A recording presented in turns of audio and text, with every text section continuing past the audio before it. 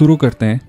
न्यूक में कैसे footage import कर सकते हैं, डिफरेंट टाइप की फुटेज वगैरह, ये सारी फुटेज मैं आपको प्रोवाइड कर रहा हूँ। आप लिंक से डाउनलोड कर सकते हैं, डिस्क्रिप्शन में मैंने दे रखा है, और मेरे साथ साथ फॉलो भी कर सकते हैं।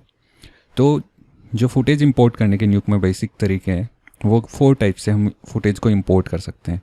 बट ये किसके लिए एप्लीकेबल होगा? ये रीड नोड के लिए एप्लीकेबल होगा।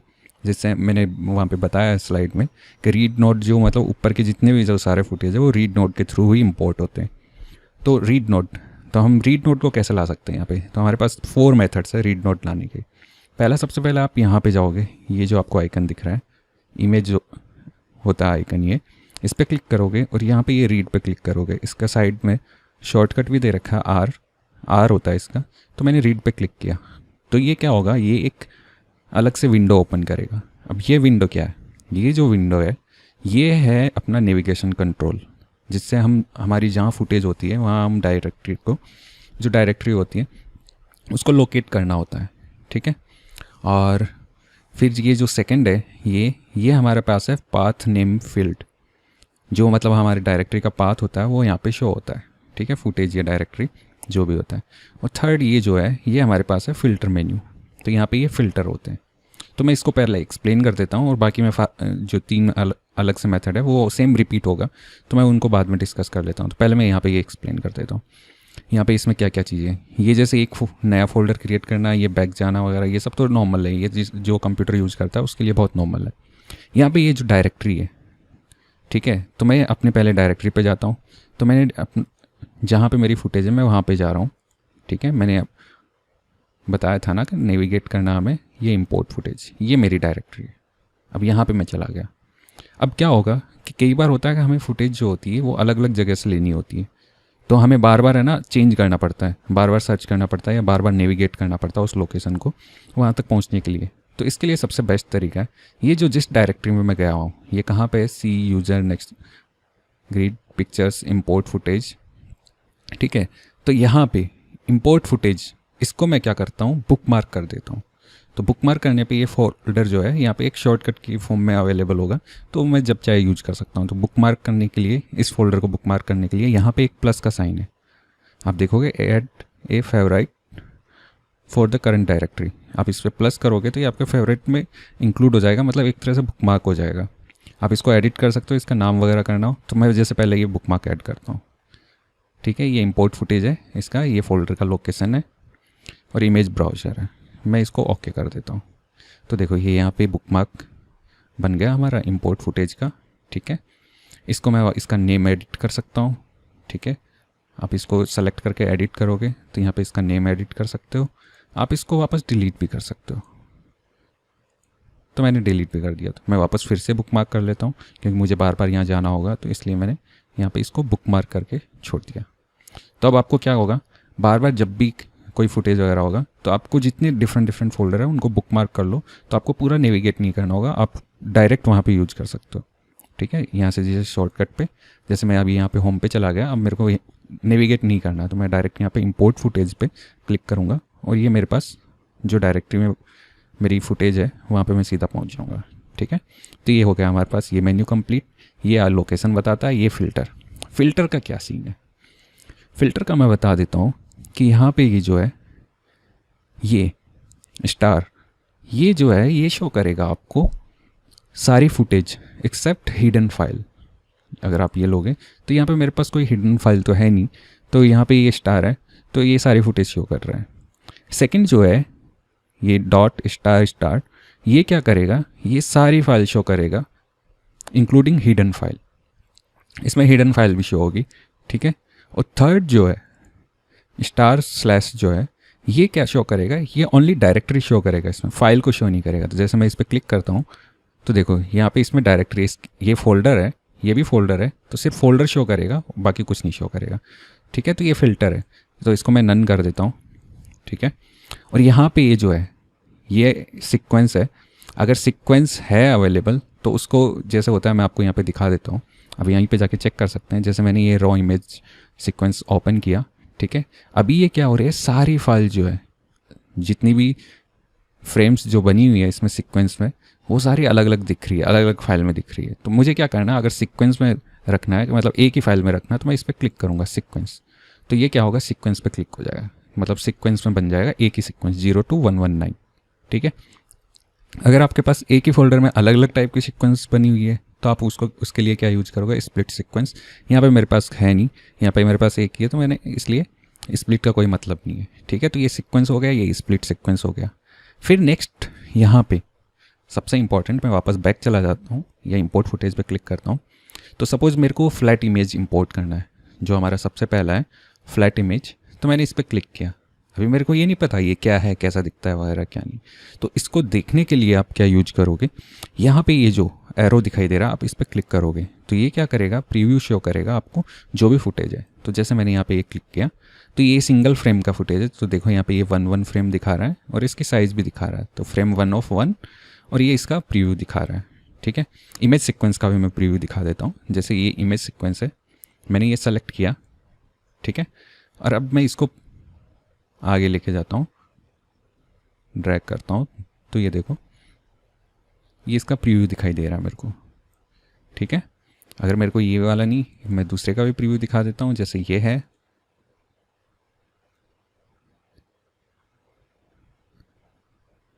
तो इसमें 99 फ्रेम्स है 17 से लेके, तो मैंने ये वाला प्रीव्यू भी दिखा दिया आपको। ठीक है, तो वीडियो या फ़ोटो आप इसका प्रीव्यू देख सकते हो। आपको नहीं देखना है तो आप वापस इसको क्लोज कर दो, तो आपको वापस वो प्रीव्यू नहीं दिखाई देगा।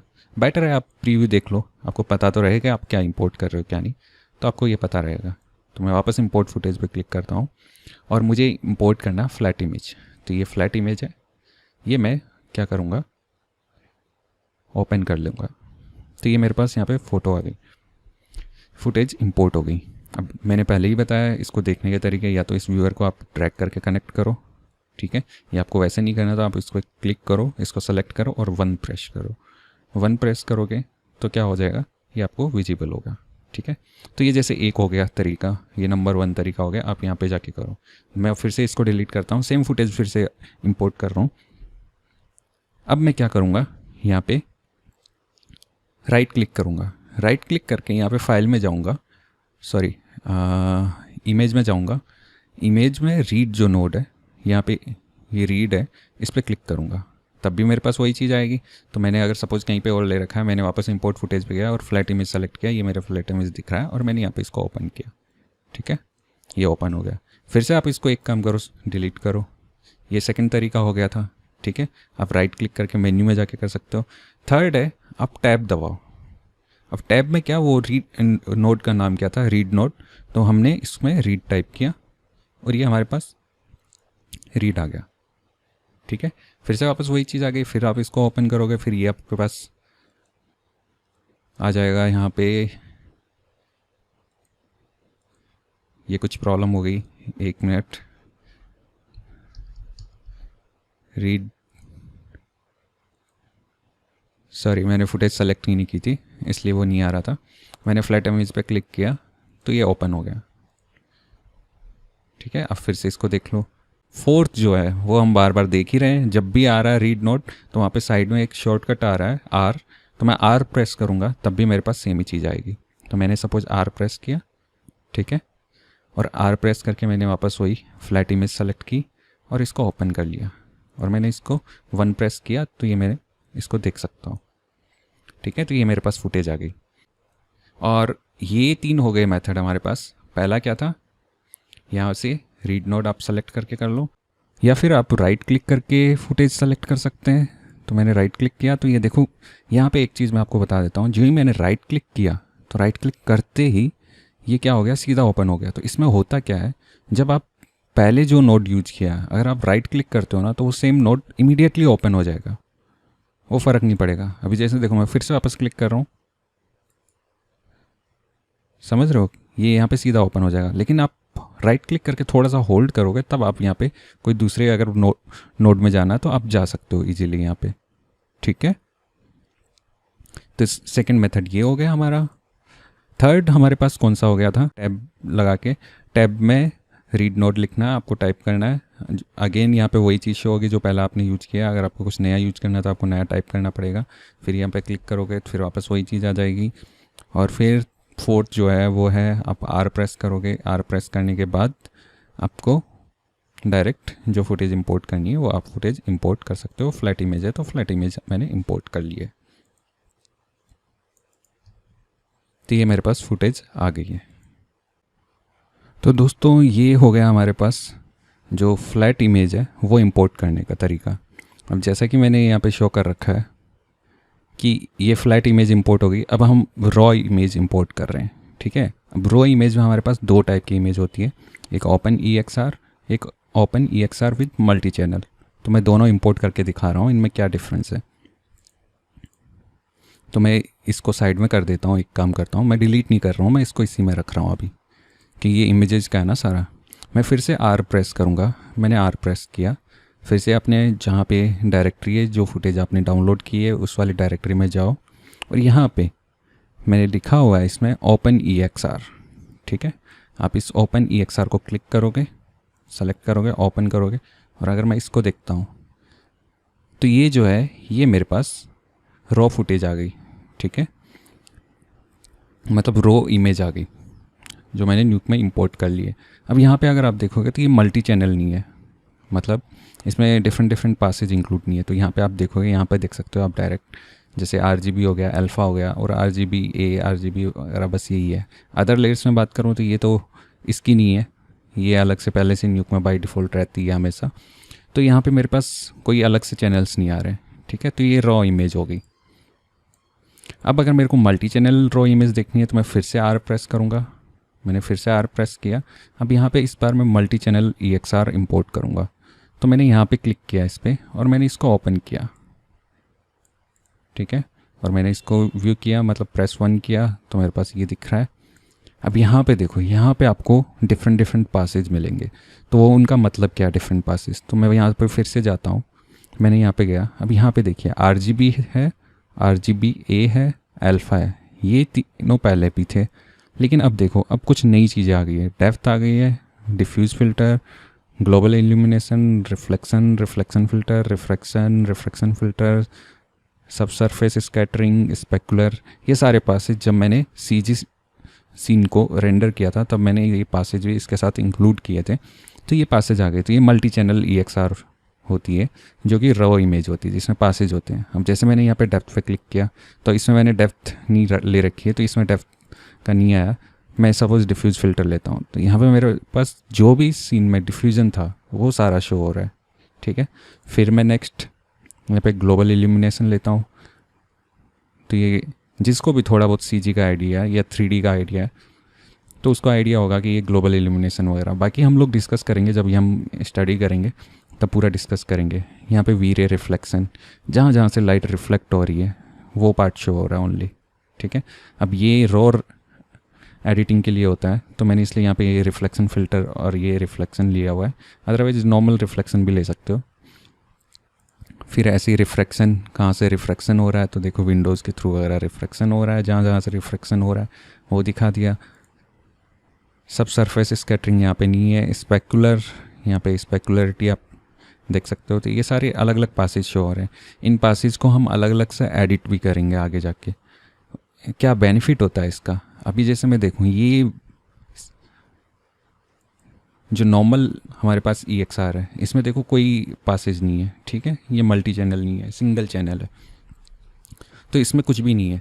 अगर सपोज़ मेरे को ये मेरा जो फुटेज है और मैं वापस यहाँ पे RGBA या नन RGB पे सेलेक्ट करता हूँ, RGBA, तो यहाँ पे देखो ये जो फुटेज है, अब यहाँ पे सपोज कुछ जगह रिफ्लेक्शन है तो मेरे को ओनली रिफ्लेक्शन ही चेंज करना है, रिफ्लेक्शन का कलर चेंज करना है या उसकी इंटेंसिटी चेंज करनी है या रिफ्लेक्शन की इंटेंसिटी वगैरह चेंज करनी है या ग्लोबल इल्यूमिनेशन वगैरह चेंज करना है। मुझे सब कुछ चेंज नहीं करना, मेरे को सिर्फ उसी पे देखना है, ठीक है। अगर सपोज यहाँ पे रिफ्लेक्शन जहाँ पे है या रिफ्रैक्शन जहाँ पे है वहाँ पे नॉइस आ रही है, मेरे को सिर्फ वहाँ से रिमूव करना है, बाकी कहीं से नहीं करना। तो ये सारी चीज़ें इसमें पॉसिबल नहीं है। जो सिंगल चैनल EXR होता है इसमें पॉसिबल नहीं है। लेकिन इस वाले में यहाँ पे जो ये अलग अलग डिफ्यूज़ वगैरह ये जो सारी चीज़ें बनी हुई है इनको हम अलग अलग से भी एडिट कर सकते हैं। मतलब आप अलग अलग इनको एक्सट्रैक्ट करके इनको एडिट करके वापस इमेज के साथ मर्ज कर सकते हो। तो ये इसका सबसे अच्छी चीज़ होता है। और मैं आपको बता दूं जितने भी सिनेमैटिक जो भी सिनेमैटिक इंडस्ट्री वगैरह जो भी है, मूवी इंडस्ट्री वगैरह, सब में यही चीज़ यूज़ होती है। ये ध्यान रखना, आपने अभी तक जितने भी मतलब नॉर्मल जेपेग सीक्वेंस पे काम किया हो या फिर वीडियो पे काम किया हो, वो ज़्यादा काम नहीं आता। अगर आपको सही में मतलब प्रो लेवल का आर्टिस्ट बनना है तो आपको ये सब पे वर्क करना स्टार्ट करना पड़ेगा। आज से करोगे तो हो जाएगा। और कई, मैं समझ सकता हूँ कई लोगों के पास सिस्टम अच्छा नहीं होता तो ये सारी चीज़ें हैंडल नहीं हो पाती, लेकिन आप उसमें कम साइज़ लो, छोटी साइज़ लो, लेकिन प्रैक्टिस उस पर करो। उस पर करोगे तो क्या होगा, धीरे धीरे आप उसके साथ फेमिलियर होते जाओगे। तो आप जब भी इंडस्ट्री वगैरह में या कहीं पे भी जॉब के लिए अप्लाई करोगे तो आपको बहुत कम प्रॉब्लम होगी। अदरवाइज़ वो आपका चेक करते हैं ये सारी चीज़ें, तो आपको प्रॉब्लम हो सकती है उसमें। तो बेटर है आप स्टार्टिंग से प्रैक्टिस इन पे करना स्टार्ट करो, इन पासेज वगैरह। ये पासेज वगैरह का तो बहुत कम लोगों को आइडिया होता है, तो इसलिए ये तो मस्ट है। मतलब इससे आप क्या क्या चीज़ें कर सकते हो वो इनफाइनाइट पॉसिबिलिटीज़ है, वो हम लोग आगे डिस्कस करेंगे। ठीक है, तो ये हमारे पास इमेज जो थी वो तीनों टाइप की इमेज हमने इंपोर्ट करके देख लिए और इनमें डिफरेंस भी देख लिया है। पहला नॉर्मल था जेपैग। यहाँ पे मैं ये जब भी आपके यहाँ पास यहाँ पे ब्लैक आ रहा हो तो आपको देखना है यहाँ पे कहीं मैंने दूसरा तो सेलेक्ट नहीं कर रखा है, तो आप यहाँ पे RGB या RGB ये सेलेक्ट करो तो आपका वापस आ जाएगा। ठीक है, तो ये फ्लैट इमेज होगी। फिर OpenEXR मतलब रॉ इमेज होगी। फिर raw image with multi channel होगी। ठीक है, मल्टी पासेज जिसमें बहुत सारे पासेज होते हैं वो होगी। तो अब चलते हैं वीडियो पे। तो मैं अब वीडियो फुटेज इंपोर्ट कर रहा हूँ। ठीक है, मैं फिर से R प्रेस करूँगा। मैंने R प्रेस किया। ठीक है, यहाँ पे फ्लैट वीडियो मैंने दे रखा है। ये फ्लैट वीडियो आप ओपन करो तो यहाँ पे मैंने इसको प्ले किया।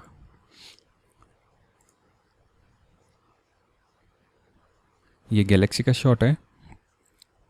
देखो आप यहाँ पे देखोगे, एक चीज़ मैं आपको नोटिस करवाता हूँ। यहाँ पे ये जाके रुक के जा रहा है यहाँ पे। ये जितना भी इसके बाद ये क्यों हो रहा है, क्योंकि ये एक्चुअल में क्या होता है इसमें, इन जनरल जो न्यूक है वो अपने आप जो कुछ सर्टेन फ्रेम्स होती है वो लेके चलता है अपनी टाइमलाइन पे। ठीक है, लेकिन इस वीडियो की फुटेज की कम है तो इसलिए क्या हो रहा है, ये यहीं पे ख़त्म, जहाँ पे ख़त्म हो जा रहा है उसके बाद फिर ये रुक के जा रहा है, उसके बाद आगे मूव नहीं कर रहा है, तो जो लास्ट फ्रेम होती है वही स्टिल हो जाती है। ठीक है, इन सबको हटाने के लिए आपको सबसे बेस्ट तरीका है, आप इसको एक काम करो, नया न्यू को ओपन करो। मैं फिर से नया न्यू को ओपन कर लेता हूँ। उसमें मैं आपको डिफरेंस बता देता हूँ क्या फ़ायदा होता है क्या नहीं। ठीक है, मैं फिर से यहाँ पे मैंने नया न्यू को ओपन कर लिया, R क्लिक किया। R क्लिक करके मैंने फ्लैट वीडियो लिया और इसको इंपोर्ट कर लिया। ठीक है, अब देखना उसमें और इसमें क्या डिफरेंस है। ये वीडियो जो है, जो न्यूक में आप पहला फुटेज जो सीक्वेंस या वीडियो जो भी इंपोर्ट करते हो उसमें जितनी फ्रेम्स होती है उतनी ही फ्रेम्स यहाँ पे टाइमलाइन पे बन जाती है इसकी। जैसे ये 105 है तो अब ये देखोगे तो आप रुकेगा नहीं। इसको एक बार प्ले कैच होने देते हैं। ये बफर हो गया। अब देखो आपको ये कहीं पे भी रुकेगा नहीं। ठीक है, ये यहाँ पे 105 था तो इसकी जितनी लेंथ थी उतना ही टाइम फ्रेम बन गया, तो ये रुकेगा नहीं। जबकि पहले वाले में क्या था, पहले वाले में देखो ये 130 तक था ऑलरेडी, मैंने उसमें इंपोर्ट किया तो ये 105 के बाद, इसलिए आप देखोगे कि 105 के बाद ये रुक जा रहा है। ठीक है, तो ये वीडियो फुटेज का, ये फ्लैट वीडियो फुटेज होती है। अगेन ये नॉर्मल जैसे इमेज होती है उसी की तरह वर्क करता है। तो फिर रो वीडियो क्या होता है, तो रो वीडियो की साइज़ काफ़ी बड़ी है तो मैं इसलिए उसको अपलोड नहीं कर रहा, जो कि रेड, ब्लैक मैजिक और एरी वगैरह के यूज़ होते हैं, तो वो 5-5-6 GB तक चला जाता है, तो वो उतना पॉसिबल नहीं है अपलोड करना मेरे लिए अभी, तो इसलिए मैं अपलोड नहीं कर रहा। बाकी अगर आपको वो फुटेज देखना है तो मैं आपको बता देता हूँ, आप गूगल में टाइप करिए, जैसे आपको रेड की फुटेज चाहिए तो आप रेड की फुटेज, एरी की चाहिए तो एरी की ले लो, और ब्लैक मैजिक रो की चाहिए तो वो सब ने अपनी अपनी साइट पे सैम्पल फुटेज दे रखा है, आप उनको लेके देख सकते हो। उनमें क्या होता है, जैसे ये वीडियो है, ये मैंने इंपोर्ट किया, तो यहाँ पे अगर आप सेटिंग में देखोगे रीड में, तो यहाँ पे कुछ भी ऐसा करेक्शन वगैरह वाला कोई सीन नहीं मिल रहा है। जैसे फ़ोटोशॉप में होता है ना, सेम वैसा ही सीन है, तो यहाँ पे कुछ करेक्शन वाला नहीं मिल रहा है। लेकिन जो आप एरी और रेड वगैरह की फुटेज लोगे उसमें क्या होता है, यहाँ पे आप ISO, कलर टेम्परेचर, ठीक है, ह्यू, सैचुरेशन, टिंट वगैरह, ये सारे एक्सपोजर वगैरह ये सब चेंज कर सकते हो बिफोर एडिटिंग फुटेज। ठीक है, तो वहाँ पे वो चीज़ें पॉसिबल है, तो वो रॉ फुटेज हो जाता है। लेकिन स्टिल मैंने बताया न्यूक में जब भी कोई फुटेज आती है तो वैसे वो लीनियर वर्क स्पेस में कलर स्पेस में कन्वर्ट हो जाती है। बट इन जनरल आपको अगर प्रोफेशनल वर्क करना है तो आप .exr यूज करो। जो सिनेमा वाले होते हैं वो क्या करते हैं, ये जो फुटेज होती है जितनी भी, जैसे रॉ फुटेज हो गई या फ्लैट वीडियो वगैरह हो गया, पहले इनको इमेज सीक्वेंस में कन्वर्ट करते हैं, मतलब .exr में कन्वर्ट करते हैं। किसी भी आप वीडियो एडिटिंग सॉफ्टवेयर से एक्सपोर्ट कर सकते हो, तो उनको सीक्वेंस में कन्वर्ट करके फिर बाद में एडिट वगैरह ये जो जितना भी सारा प्रोसेस है वो फिर बाद में उसके बाद EXR पे वर्क होता है, ना कि इन वीडियो फुटेज पे या फिर डायरेक्ट ये जो फ्लैट फुटेज होती है इन पे।